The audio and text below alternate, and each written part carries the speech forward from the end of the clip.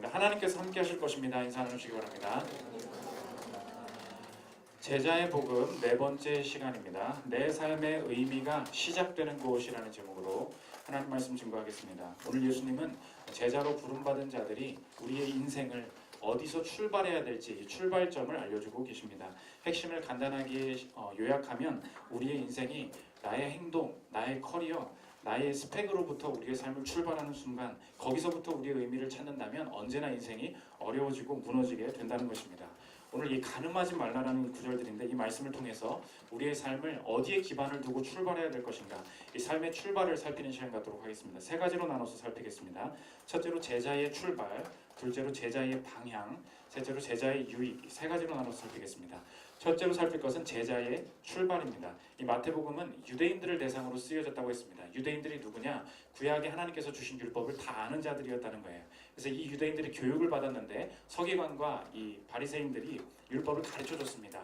당연히 오늘 이 10계명에 나온 계명도 가르쳐준 거죠. 간음하지 말라, 이 계명을 가르쳐주고 있었습니다. 그런데 그 교육을 하고 있던 것을 예수님이 다 아시고 그렇게 가르치는 거 아니다, 그 뜻 아니다 하시면서 다시 율법을 재해석해 주신다는 것입니다. 오늘 27절과 28절을 보십시오.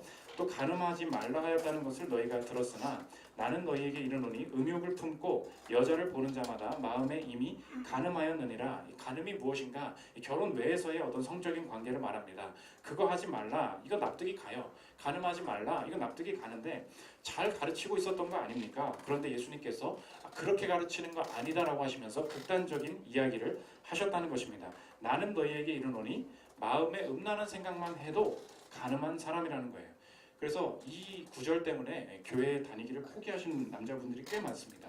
제가 아는 팀장님도 너무 순수한 분이세요. 가정도 이루시고 화목한 분이신데 저랑 교회 다니는 이야기를 하다가 내가 교회 다니다가 그만뒀다는 거예요. 왜 그러시냐 그랬더니 아니 교회 다니면 그거 있지 않냐고, 마태복음에 마음에 그 생각만 해도 내가 지옥에 들어간다는데, 아니 나는 마음에 음란한 생각이 지워지질 않는다고. 이걸 어떻게 하냐고. 내 결혼해도 그게 안 된다고. 그게 아예 지킬 수 없는 건 너무한 거 아니냐. 이 마음이 우리 안에 다 있다는 것입니다. 그래서 우리 생각은 무엇이냐. 아니 좀 예수님 율법을 좀 지킬 수 있게 이걸 주시죠. 오늘 잘못 해석하는 게 뭐냐면 예수님께서 그래서 더 철저하게 마음을 관리하라는 거냐, 마음에 있는 죄까지도 다 씻어내, 그게 중요한 거야 라는 뜻이냐. 이게 오늘 초점이 아니었다는 것입니다. 아니 간음하지 말라라고 가르친 게 뭐가 잘못되냐. 여러분도 한번 대답해 보십시오. 아니 하나님이 설마 간음하는 걸 좋아하시겠습니까? 그렇죠? 간음하지 말라, 이거 맞아요 틀려요? 맞는 말이라는 것입니다. 안 하는 걸 좋아하시지. 근데 이 가르침이 어디서 틀렸다고 왜 자꾸 재해석을 하시냐. 사람들이 이 가르침을 배우면서 이렇게 생각했다는 거예요. 나는 간음하지 않기 때문에 하나님이 내 인생을 열어주실 거야. 나는 간음하지 않는 사람이기 때문에 저 사람들, 간음하는 사람들에 비해서 하나님은 내 삶에 축복해 주실 거야. 나는 저 사람과 달리 간음하지 않는 사람이기 때문에 나의 인생은 가치 있는 인생이야. 이렇게 생각했다는 거예요. 그래서 남들을 보고 또 어떻게 생각하냐. 저 간음하는 이방인보다는 내가 하나님 앞에 은혜를 입을 것이다. 그리고 너의 삶보다는 내 삶이 훨씬 보람있다. 그렇지 않냐. 이 우월감이 있다는 것입니다. 난 왜 가치 있게 산 것 같아. 왜냐하면 저렇게 살지 않았거든. 이렇게 자랑하고 내가 하나님 앞에 택함 받았다고 생각하는 이 집단한테 그 자랑을 원천적으로 예수님께서 봉쇄하길 원하셨다는 거예요. 기준을 어디까지 높여버리시느냐. 이미 간음했다는 거예요. 너도 어떻게 마음까지 뚫고 들어가신다는 거예요. 이 사람들 진짜 탁월하고 도덕적인 사람들이었습니다. 여러분이 만약 이 사람들을 시대에 만나면 나쁜 사람들 아니었어요. 교회에서 너무 깨끗하고 회사 안에서도 도덕적으로 정말로 청렴한 사람들이었다는 거예요. 그래서 내가 옳다라고 말하고 있는데 예수님이 뭐라고 해버리시느냐. 마음에 음욕을 품고 여자를 본 자마다 이미 간음했다. 아니 저 사람은 간음을 안 했고 나는 안 했고 저 사람은 한 존재였는데, 이렇게 기준을 세워버리면 너랑 나랑 다를 게 없어지잖아요. 내 차별성, 내 가치가 다 사라진다는 것입니다.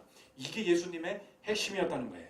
오늘 예수님 말씀하시고자 하는 핵심이 무엇인가? 너의 행위가, 너의 삶의 출발이 너의 행위로부터 시작하면, 네가 행했던 어떤 무엇으로부터 너의 가치를 찾기 시작하면 너의 삶이 무너지게 될 거라는 거예요. 행위가 내 삶의 가치를 만들어내는 게 아니다. 내 삶이 어떻게 행동했기 때문에 내 미래가 열릴 것이다. 이렇게 믿는 이 사고방식, 이거 깨야 된다는 것입니다. 그래서 마음까지 뚫고 들어가면서 극단적으로 동일시 해버리시는 거예요. 그래서 기억해야 될 게 뭐냐?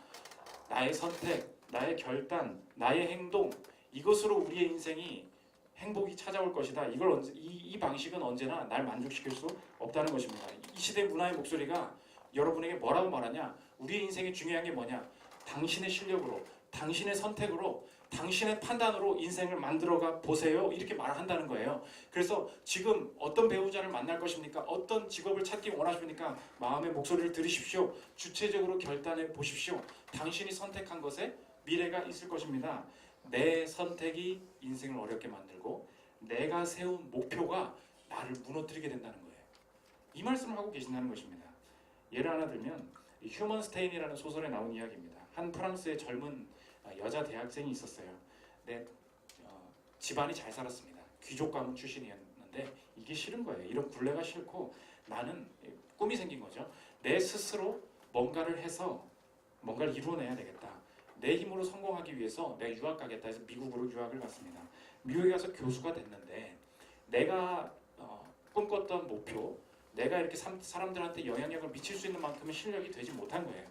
결국 특별한 일을 못하고 인정도 못 받고 남들이 논문 누가 읽었나 찾아보니까 내 논문을 아무도 읽어주질 않아요. 내가 선택해서 여기 왔는데 막상 와서 교수 돼보니까 내가 생각했던 그 꿈이나 그 목표가 나를 불러씌우고 나를 자꾸 실패자라고 이야기한다는 것입니다. 여자의 그 고백을 이제 소설에 쓴 거예요. 들어보십시오. 난 미국으로 가서 내 인생의 창조자가 될 거야 하고 그녀는 말한다. 난 가문에서 당연한 것으로 여겨지는 통념을 벗어나 스스로를 세워 나갈 거야. 근데 어디서부터 우월의식이 오냐면 오늘 핵심 주제예요. 행동으로부터 인생의 가치를 출발한다는 거예요. 우월의식. 떠남이라는 행위에서 오는 우월의식. 왜 우월하다는 거예요? 나는 너네처럼 귀족 안에서 뭐 이렇게 살지 않아. 내 주체적으로 선택해서 내 인생을 만들어갈 거야 라고 살았더니 그런데 그 대신 그녀는 스스로 제어할 수 없는 상황에 갇혀버렸다. 그녀는 결국 아무것도 창조하지 못했다. 상황을 지배하려는 요구가 있는데 정작 지배당하는 것은 그녀 자신인 것이다. 아무도 나한테 뭐라고 안 했다는 거예요. 내가 주체적으로 선택해서 주체적으로 살아가는 인생이었다는 거예요. 누구의 요구도 듣지 않았어요. 그런데 돌아보니 내 인생이 자꾸 자유롭지 못하다는 거예요. 왜? 내가 모르게 내가 하나님을 떠나서 자유롭게 산다고 생각하는데 내가 세운 기준, 내가 선택한 것을 나에게 충분한 만족을 주지 못한다는 것입니다. 그 다음 얘기예요. 무슨 말을 듣고 싶었느냐고? 엄마한테 이 얘기 듣고 싶었다는 거예요. 그 애가 해냈어. 그 애가 해냈다고 혼자 힘으로 아무도 알아주는 사람 없는 그곳에 혼자 건너가 해낸 거라고. 혼자 힘으로 해낸 거라니까. 나는 누구에게 이런 말을 듣고 싶었던 걸까? 그리고 그런 말을 듣는다고 뭐가 달라지는 걸까? 오늘 마지막 이 문단이 우리의 삶을 친다는 거예요. 오늘 밤에는 비난의 화살을 돌릴 사람이 아무도 없다. 파멸을 초래한 타격을 가한 게 바로 자신의 손이니까. 이게 멸망이라는 것입니다. 오늘 삶의 출발을 얘기하고 있는데 너의 삶의 가치를 찾고 싶을 때 너의 출발을 너의 행위에서, 너의 선택에서, 네가 선택을 잘했기 때문에 너의 인생은 가치 있는 거야. 자꾸 이렇게 출발하면 너가 이제 기준을 세울 거거든. 네가 이제 꿈을 찾아갈 거거든. 그런데 너는 스스로 무너지게 될 거야. 아무도 말을 안 했는데도 내 인생이 충분하지 못하다고 여겨지게 될 거야. 왜? 내가 목표를 높이 잡을수록 내가 그걸 못 맞춰주거든요. 그 만족이 내게 오지 않거든요. 내 손으로 나를 무너뜨린다는 것입니다. 오늘 출발이에요. 인생의 출발을 얘기하고 있는데 출발은 행위가 아니라는 것입니다. 내 인생의 가치가 어디서 오느냐? 제가 좋은 선택을 했거든요. 배우자를 제대로 골랐거든요. 직장을 제대로 골랐거든요. 그러니까 내 인생이 가치 있는 것이죠. 이거 무너진다는 거예요. 만약 그렇게 선택했는데 합당한 아웃풋이 나오지 않았을 때, 예상치 못한 실패가 있었을 때 어떻게 할 거냐는 거예요. 지금 이 젊은이들을 사로잡고 있는 생각이 뭔지 아십니까? 잘할 때는 어떤 말을 듣고 자랐냐면 네가 하고 싶은 걸 하면서 잘하라고 말을 듣고 자랐어요. 그런데 내가 마음대로 선택하면서 잘하는데 지금 느껴지는 게 뭐냐면 내가 선택한 결정이 의외로 힘든 거예요. 내가 지금 이 시험을 준비하고 있는 게 의외로 쉽지 않은 거예요. 내가 이 회사를 들어가면 될 줄 알았는데 의외로 연봉이 작은 거예요. 이 여자 만나면 될 줄 알았는데 그렇게 만족이 크지 않은 거예요.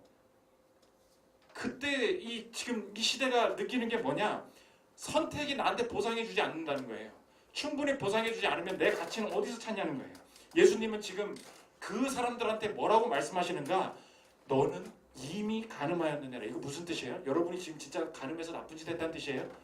그 뜻이 아니라는 거예요. 다르게 말하면 뭐냐? 이미 실패하였느니라. 무슨 말이에요? 이미 행동으로 내 가치를 찾는 것에는 실패하였느니라. 그거 인정하겠냐는 거예요. 우리의 삶의 의미의 출발, 가치의 출발은 행동이 아니라는 것입니다. 그러면 내 삶은 왜 가치 있고 존귀한 것이냐? 내 삶의 미래는 기억하십시오. 행위가 아니라 선언에서부터 온다는 거예요. 다시 내 삶, 당신의 삶은 왜 가치 있는 것입니까? 제가 이걸 선택했기 때문입니다가 아니고 선언으로부터, 하나님으로부터 오는 선언으로부터 온다는 거예요. 하나님으로부터 오는 선언이 뭐냐?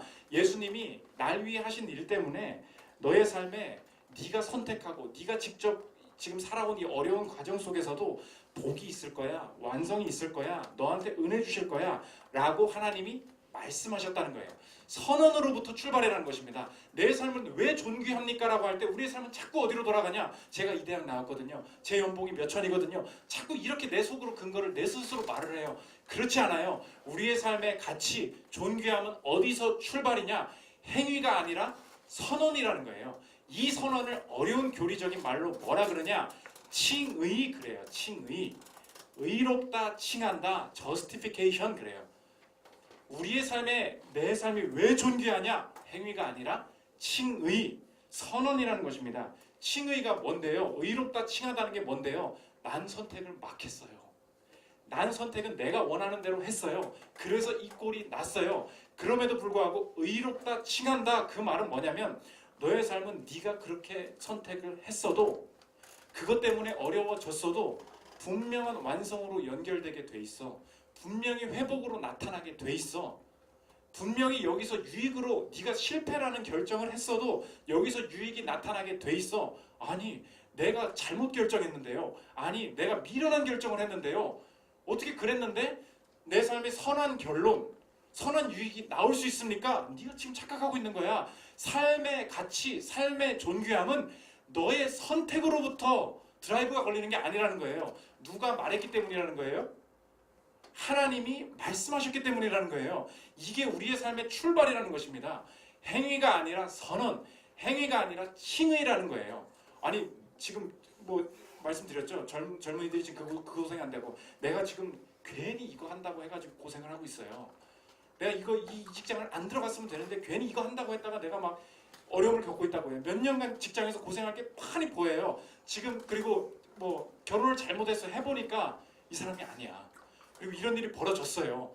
그러면 우리는 어떻게 하냐면 큰 술자리에서 내가 그때 이렇게 선택만 안 했어도, 이 사람만 만나지 않았어도, 이 직장만 들어가지 않았어도 자꾸 우리의 선택을 어디로 가냐? 네가 선택을 잘못했기 때문에 인생의 가치가 사라졌다는 거예요. 아니라니까? 칭의가 뭐냐? 우리의 삶의 출발, 우리의 삶이 왜 보장되어 있느냐? 내 선택이 아니라 그분이 내 삶에 완성하겠다고 선언하셨기 때문이라는 거예요. 이게 중요한 가치라는 것입니다. 아니 전사님 그러면 하나님이 칭의, 나를 의롭다고 내 삶에 완성하시겠다고 내게 말씀하셨는지 어떻게 압니까? 내 삶을 택하셨는지 어떻게 압니까? 내가 지금 이렇게 잘못된 선택을 했는데 이걸 통해서도 분명하게 이거였구나라는 것을 내가 기대하면서 앞으로 나갈 소망을 어떻게 가질 수 있습니까? 칭의의 증거가 뭐예요? 여러분 대답해 보세요. 하나님께서 여러분이 어떤 그 어려운 선택들을 지금 하고 미련한 선택들을 했지만 그 안에서도 하나님이 계획이 있었고 그 안에서도 내 선택과 관계없이 하나님께서 끝까지 유익으로 이끌어 가실 거라는 확신이 어디서 오냐고요. 근거가 뭐예요? 행위가 아니라고 했는데 칭의, 나를 칭의, 의롭다 칭하셨다 근거가 뭐냐고요. 무조건 외워요. 무덤으로 들어갈 때까지 와요. 칭의의 근거가 뭐예요? 유일한 근거는 믿음이라는 거예요. 믿음. 28절 다시 보십시오. 나는 너희에게 이르노니 음욕을 품고 여자를 보는 자마다 마음에 이미 간음하였느니라. 이미 간음하였느니라 다르게 표현해 볼게요. 너희의 선택으로는, 너희의 행동으로는 너의 가치를 만들어낼 수 없다. 이게 이미 간음하였느니라 이 뜻이에요. 이 말이 너에게 딱 선포됐을 때 이게 믿어지냐는 거예요. 이미 간음하였느니라 라고 말할 때 무슨 소리예요 하나님, 난 간음 안 했는데, 나는 간음 안 했으니까 하나님 앞에 그리고 인생이 펼쳐질 자격이 있는 것이지 라고 지금까지 막 말해왔는데 어느 순간 교회에서 설교를 듣고 있는데 이미 간음하였느니라고 딱 말했는데 저거 내 얘기야. 저게 내 얘기야. 나 저게 믿어져. 이미 간음하였느니라. 예, 제가 그렇습니다. 믿어지냐고요. 믿어지면 칭의 받았다는 뜻이라는 거예요. 칭의의 근거는 믿음밖에 없다는 것입니다. 그래서 로마서 3장 28절 보십시오. 언제나 이렇게 해서 성경을 보면 다 보여요. 보십시오. 그러므로 사람이 의롭다 하심을 얻는 것은 율법의 행위에 있지 않고 믿음으로 되는 줄 우리가 인정하노라. 의롭다 된다고 말할 때 늘 성경에 따라오는 게 뭐냐? 믿음으로 된다. 칭의의 수단은 믿음이다. 칭의의 근거는 믿음이다. 이걸 계속 얘기한다는 거예요. 로마서 5장 1절 보십시오. 그러므로 우리가 믿음으로 의롭다 하심을 받았으니 이렇게 얘기한다는 거예요. 그러므로 무슨 뜻이냐? 저 여러분이 내가 이미 간음하였느니라 믿어지십니까? 믿어지면 내 선택과 관계없이 하나님이 내 삶을 완성하시겠다는 뜻이에요. 하나님이 내 삶을 의롭게 완성하시겠다, 유익으로 이끄시겠다, 내가 이렇게 선택을 했어도 하나님이 나를 여기서부터 유익을 끌어내시겠다, 보장하시겠다는 뜻이라고요. 이게 사람의 출발입니다. 그래서 이 칭의를 아는 사람, 실제로 경험한 사람은 삶에 어떤 변화가 나타나느냐? 지금까지는 교회 딱 오면 너 여자친구랑 뭔 짓 했는지 내가 다 알아. 너 23살 때 어떻게 살았는지 다 알아. 너는 그런 존재고 나는 이런 존재야 라고 살았어요.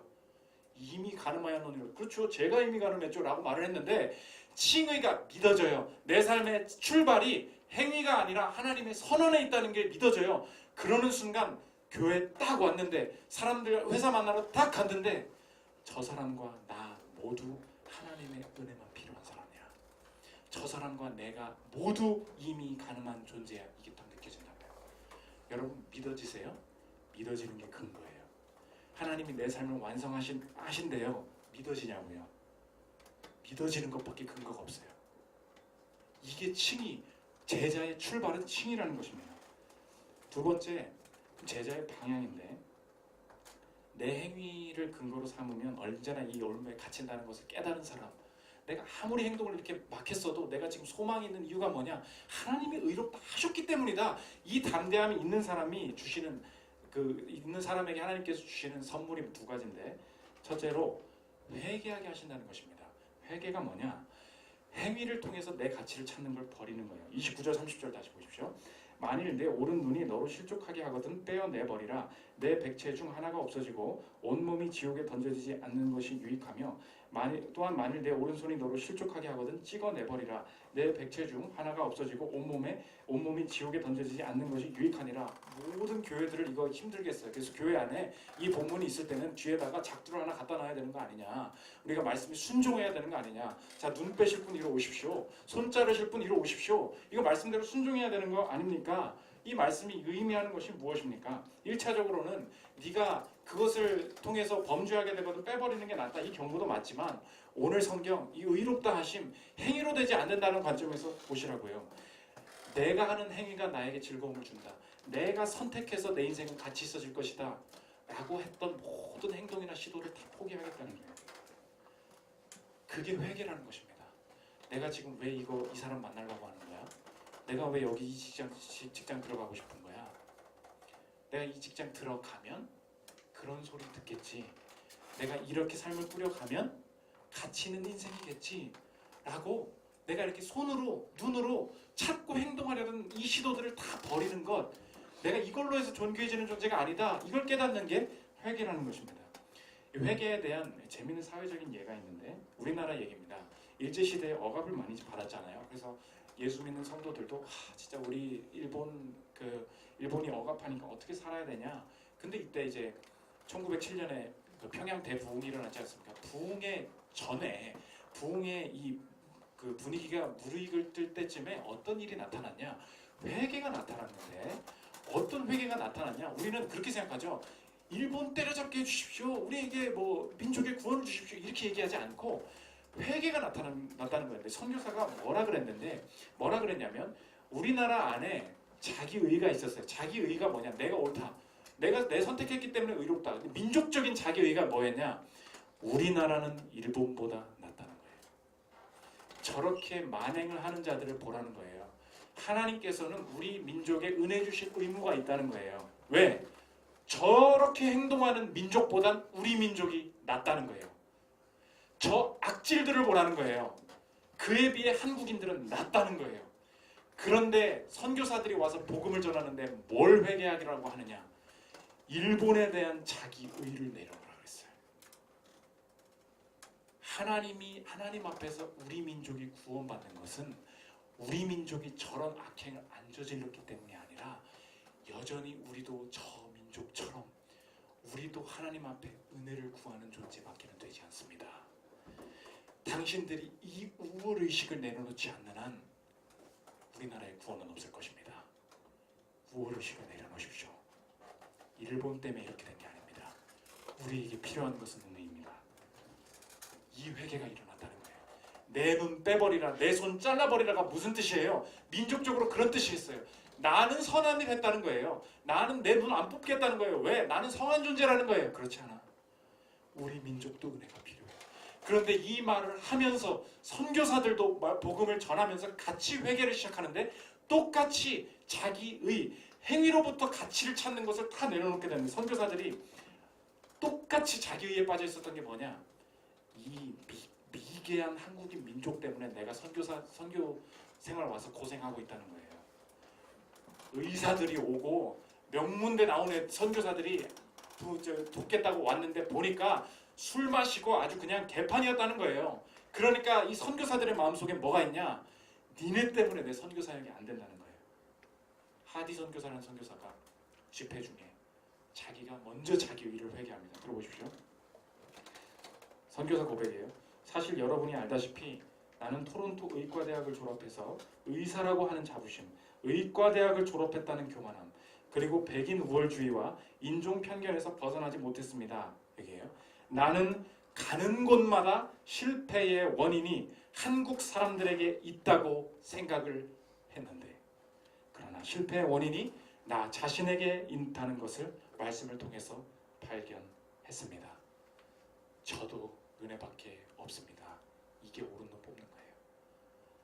저도 하나님께서 도와주시지 않으면 가능성이 없습니다. 이게 오른손 자르는 거예요.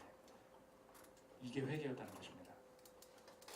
그래서 개인들이 일본한테 억압을 받고 있는데 아니 그럼 일본에 대한 기도를 해야 될 거 아니에요? 근데 이제 선교사, 민족적인 회개, 그 다음에 개인적인 사람들이 어떤 회개를 하기 시작하느냐? 갑자기 다 뭐 훔쳤다는 거예요. 근데 훔친 사람이 보니까 회개해야 됐다 해서 예배 참석했는데 훔친 집 할아버지가 설교하고 있는 거야. 길서주 목사님이 설교하고 있는 거예요. 그분 고백에 청년이 훔친 다음에 왜 저 사람인데 훔친 사람인데 고백해 너무 무서워서 고백합니다. 들어보십시오. 저는 늙은 어머니를 모시고 있으며 아내와 어린 자식이 있습니다. 그러나 생계가 극히 공분해서 생각 끝에 도둑질을 하기로 결심하고 이부자리와 녹그릇 몇 점을 훔쳐가지고 나왔습니다. 이 할아버지가 장로님이었던 거예요. 할아버지가 날 보고 누구냐고 고함을 치셨습니다. 그 뒤부터 견딜 수 없는 양심의 고통을 받아오다가 예수를 믿으면 죄를 용서받고 구원 얻는다는 말을 듣고 버리던 중에 부흥 집회가 열린다고 하여 와서 보니 이 집회를 인도하시는 분이 내가 물건을 도둑질해낸 그 집 주인이시고 길선주 장로님이신 것을 알고 놀랐습니다. 여기서부터예요. 걸려서 무서운 게 아니라는 거예요. 하나님이 내게 오셨다는 것입니다. 내 마음은 이상한 충격을 받고 무섭고 떨려서 견딜 수 없었습니다. 아무래도 이 죄를 길장로님 앞에 털어놓아야만 시원하겠기에 오늘 길장로님 앞에서 말씀드리고 용서를 비는 것입니다. 집주인한테 걸려서 두렵다는 거예요? 아니에요. 너도 이미 가늠하였느니라. 지금 이 민족적인 절체절명의 위기 앞에서 하나님께서 먼저 하신 일은 무엇인가? 자기의 행위로부터 나는 가치 있는 존재다, 은혜 얻을 자격이 있는 존재다라고 출발했던 것을 다 깨뜨리시고 선언, 칭의, 은혜로부터 출발해야 된다. 이게 우리의 인생의 모든 행위로부터의 정당함을 끊어낸다는 것입니다. 좋아요, 여러분, 개인이나 가족이나 이 사회의 변화를 일으키고 싶으십니까? 뭐 회사, 뭐 학교, 정치 문제, 3.1 운동 할 때 뭐 사람들이 뭐 말이 뭐 때려 이런 줄 알아요? 그거 아니었어요. 기독교인들이 어디서부터 시작했냐? 회개에서 온 정당한 권리였다. 때려잡으려는 그 악바리가 아니었다는 것입니다. 우리나라 이 회개함 없이 변화 없습니다. 통일이 어떻게 와요? 사회적인 변화가 어떻게 봅니까? 특정한 정당을 때려잡고 특정한 정책을 추구하면 오는 것입니까? 절대 일어나지 않을 거예요. 통일은 부흥이랑 같이 올 것입니다. 개인의 회개부터 시작한다는 거예요. 가정의 부흥이 언제 옵니까? 내가 너한테 잘못해 준 게 뭐야? 내가 부모한테 못해 준 게 뭐야? 내가 너 아내한테 내가 못해 준 게 뭐야? 저의 행위든 나의 행위든 우리 가정엔 은혜밖에 없습니다. 자기의 버릴 때 이게 하나님이 주시는 회개라는 것입니다. 두 번째, 결단인데 이 회개가 있는 사람만 부르심을 쫓는다는 거예요. 행동에 결단이 나타난다는 것입니다. 29절 보십시오. 만일 내 오른 눈이 서로 너로 실족하게 하거든 떼어내버리라. 내 백체 중 하나가 없어지고 온몸이 지옥에 던져지지 않는 것이 유익하며 이 행동을 이야기하고 있습니다. 1차적으로 오른 눈이 뭔가 음란한 것을 보면 빼버리라. 맞죠. 그런데 이걸 우리에게 적용하면 내가 원하는 것을 쳐다본다. 그리고 내가 이것을 행하면 그제서야 나한테 만족이 올 것이다. 이 생각 버리고 하나님이 이미 내게 은혜 주셨다. 하나님이 내 인생에 복 주시겠다고 선언하셨다. 그걸 깨닫는 가운데 생기는 행동이 있다는 거예요. 여러분 오늘 뭐 우리가 취업 이렇게 하지 않습니까? 취업이 안 된다. 회사가 어렵다. 가정환경이 어렵다. 그래서 우리 인생의 목표가 어떻게 되냐면 취업을 하면 자격증을 따면 가정의 이 빚을 다 갚으면 내 삶이 그제서야 가치 있어지겠지. 이게 세상의 방식이라는 거예요. 이게 행위로 출발이라는 거예요. 뭐라고요? 내가 지금 이런 존재, 이 시급을 받는 존재인데 이게 넘어가면 가치 있어질 거다. 이게 세상 행동의 출발이라는 거예요. 내 삶의 존귀함의 출발은 어디냐? 언제나 선언에 있다 그랬죠. 의롭다 칭하셨어요. 복 주겠다고 칭하셨어요. 이 삶을 통해서도 위대한 거를 무조건 이뤄갈 거라니까 라고 하나님이 무조건 선언하셨다고요. 그러면 그걸 아는 사람이 오는 행동에 결단이 있어요. 취업하면 기분 좋아질 거야가 아니라 내가 은혜를 입었기에 내가 직장을 이런 식으로 옮겨 다니지 않겠다. 내가 은혜 받은 자임을 알기에 나의 성실로 이 부분을 감당하겠다.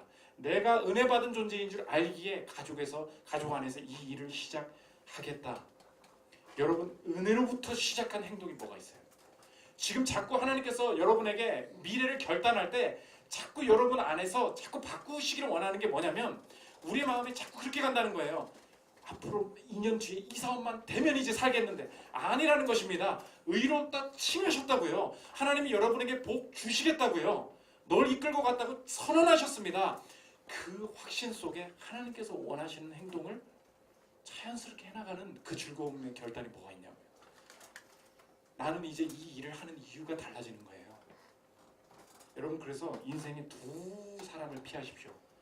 배우자를 만나거나 할 때 첫째로 비판하면서 정체성을 찾는 사람. 저놈들은 저렇게 했는데 나는 이렇게 안 한. 우리 교회도 마찬가지였어요. 우리 교회 마지막까지 개척을 해야 되냐 말아야 되냐 그 고민할 때 두 가지였습니다. 반발심이냐 부르심이냐. 반발심은 뭐예요? 이런 교회들은 이렇게 하고 있는데 우리는 이렇게 안 한다. 이걸 하겠다는 거 아니에요. 이거 아니라는 것입니다. 우리도 가늠했는데 우리도 별 볼 일 없는 존재인데 우리에게 은혜 주셨음을 알기에 우리가 가진 것으로 이렇게 행동하겠습니다. 이렇게 해야 된다는 거예요. 비판하는 사람 만나면 안 돼요. 두 번째, 이것만 되면 내 인생이 가치 있어질 거야 라고 말하는 남자친구나 여자친구 위험합니다. 그 사람들은 늘 이렇게 내가 대학만 졸업하면 내가 너한테 똥똥해질 수 있다는 거예요. 내가 이 연봉만 더 많이 벌면 내가 아내한테 제대로 말할 수 있다는 것입니다. 그것만 되면 인생이 가치 있어질 거다. 그래서 지금 부주가 있는 사람 그렇지 않아요. 아직 은혜를 모르는 자라는 것입니다. 은혜를 아는 자와 결혼해야 돼요. 내가 이미 받은 자이기 때문에 너에게 베풀기를 원한다지 내가 너를 취해서 너와 결혼해서 새로운 인생을 살아보겠다. 이거 뭐예요? 내 가치가 행위로부터 온다는 거예요. 그래서 아내의 삶이 어려워지거나 아내가 돈 벌어오지 못하면 그 남편의 인생도 같이 무너진다고요. 뭐예요? 행위로부터 가치가 온다는 것입니다. 아닙니다. 선언이에요. 우리 가정을 의롭다고 선언하셨어요. 믿으십니까? 지금 너무 쓰레기 같은 일들이 우리 집 가정에서 일어나고 있는데 전도사님 의롭다고 선언하셨다고요. 믿어지냐고요. 믿어지면 의롭다고 선언하신 거라고요. 유일한 칭의의 수단은 칭의의 근거는 믿음밖에 없어요. 상황이 아니에요. 기억하십시오. 우리 가정에 하나님께서 함께 하실까요? 예스. 믿어져요? 의롭다 칭하신 거예요. 이거밖에 없다는 것입니다. 마지막 세 번째, 제자의 유익입니다. 저와 여러분이 앞으로도 많이 실수하고 많이 자랑하면서 넘어지기도 하겠지만 그럴 때마다 어떻게 내가 다시 한번 은혜를 붙들 수 있을 것인가. 내 가장 미련한 선택의 결과를 가져가신 분이 누군지를 보면 알 수 있다는 것입니다. 오늘 우리가 평생에 오늘 뭐예요? 내 행위, 내 선택으로 내가 지혜롭고 높아질 수 있다. 이거 지금 계속 깬 거 아닙니까? 오늘 말씀에 따르면 우리 인생에 가늠한 게 미련한 행동이 아니라는 거예요. 우리 인생에 가장 미련한 행동이 무엇입니까? 내 가치를 나의 선택으로 찾을 수 있다고 했다가 누굴 선택하지 않았어요. 하나님을 선택하지 않은 것. 이게 내 인생의 가장 미련한 행동이었습니다. 그런데 미련한 행동하면 어떻게 된다 그랬어요? 지옥불에 떨어진다 그랬어요. 30절 보십시오. 또한 만일 내 오른손이 너로 실족하게 하거든 찍어내버리라. 내 백체 중 하나가 없어지고 온 몸이 지옥 게헨나. 진짜 그 지옥이에요. 지옥에 던져지지 않는 것이 유익하니라. 가장 미련한 선택이 하나님 버린 거였는데 하나님께서는 그 선택의 결과, 그래 게헨나에 떨어져라 쏟지 않으시고 미련한 선택의 결과를 가져가셔서 아들 예수님께 쏟으셨다는 것입니다. 예수님은 온몸이 하나님을 향해 있었어요. 온몸이 자를 이유가 없으신 분이었어요. 왜? 늘 하나님을 향해 계셨기 때문에. 그런데 마지막에 이 예수님의 삶에 아버지께서 주신 결과가 뭐냐? 온몸이 찢기는, 우리가 잘라야 되는데 예수님이 찢기셨다는 것입니다. 요한복음 19장 33절 34절 보십시오. 예수께 이르러서는 이미 죽으신 것을 보고 이제 병상하는 거예요. 다리를 꺾지 아니하고 그중 한 군인이 창으로 옆구리를 찌르니 곧 피와 물이 나오더라. 아니, 예수님은 아버지를 선택하셨는데 왜 몸이 찢기셨습니까? 우리의 미련한 선택의 결과는 예수님이 가져가시고, 예수님은 분명히 하나님 선택하셨다고 했죠? 예수님이 선택한 그 지혜의 보상은 내게 주시기 위해서. 이게 칭의의 뜻이에요. 여러분, 어떻게 내 인생이 미련하게 선택했는데도 우리의 인생에 은혜가 임할 수 있습니까? 이걸 착각해서 그래요. 여기까지는 사람들이 잘 이해해요. 나의 미련한 선택의 결과를 예수님이 가져가셨습니다. 오케이. 하나 더 있다는 거예요. 예수님은 하나님을 선택하셨어요. 그래서 그 보상을 받으셔야 했습니다. 그런데 그 보상을 누구에게 주셨다는 거예요? 내게 주셨다는 것입니다. 그래서 이해가 된다는 거예요. 내가 미련한 선택을 했음에도 여기가 정말 지혜롭게 이것을 통해서도 하나님께서 내 가정의 회복을, 내 삶의 회복을 주시겠다는 걸 어떻게 확신할 수 있는가? 칭의는 두 가지예요. 미련한 선택은 가져가시고 그의 지혜로운 선택의 보상은 내게 주셨다는 거예요. 이게 아버지를 부르시면서도 온몸이 찢기신 그분의 행하심이라는 것입니다. 우리가 그분을 볼 때 우리가 알 수 있는 게 뭐냐? 이제 내 삶의 미래는, 내 삶의 은혜는 내가 불러내는 게 아니에요. 내 행위로 하나님 와주세요, 하나님 와주세요, 복 주세요라고 불러내는 게 아니라 은혜는 이미 온 거예요. 이게 칭입니다, 여러분. 하나님이 여러분을 의롭다 칭하셨어요. 무슨 뜻이라고요? 네가 어떤 선택을 해도 내 삶을 복으로 이끌 거라니까. 어떤 환경에 있어도 그 안에 완성할 일, 그 안에 할 일이 있다니까. 이 칭의의 선언으로부터 내 존귀함이 나오는 거예요. 이제 나는 누가 연봉이 어떻고, 네가 그때 그 대학을 가지 말았어야지, 네가 그 남편이랑 결혼하지 말았어야지, 주변에서 막 소리가 들려오는데 나는 이제 견고하다는 거예요. 내가 행위로 내 가치를 찾는 줄 아니? 알아. 내가 미련했어. 미련함에도 나는 담대해. 왠지 아냐. 그분이 나를 의롭다 칭하셨기 때문이다. 내가 미련한 선택을 했음에도 주님, 내가 이 상황에도 내 삶을 포기하지 않고 앞으로 나아가겠습니다. 왜냐하면요, 내 행위가 잘했기 때문에 인생이 열리는 것이 아니라 주님이 내 미련한 선택 속에서도 선한 길을 여실 것을 믿기 때문입니다. 이게 된다는 거예요. 반대로 난 선택 잘했는데요, 이때도 아니야. 이것도 은혜로 온 거야. 선택으로 내가 뭔가를 이룬 게 아니라 주께서 내게 복 주시겠다고 말하셨기 때문에 이 일이 벌어진 거야. 그래서 은혜로 내가 이것을 나누겠다. 이게 제자의 출발이라는 것입니다. 저와 여러분, 행위가 출발이 아니에요. 칭의를 기억하십시오. 뭘로만 된다고요? 믿음으로만. 칭의의 근거는 믿음밖에 없어요. 이미 가늠하였느니라 믿어지십니까? 반발심이 생기십니까? 너도 이미 가늠한 존재야. 맞습니다. 믿어진다면 여러분을 의롭다 칭하셨다는 근거라는 거예요. 삶의 출발을 행위가 아니라 칭의로 삼고 내 존귀함을 거기서 찾고 어떤 내가 선택을 하든 겸손하게 담대하게 전진하는 저와 여러분들 되시기를 기도합니다.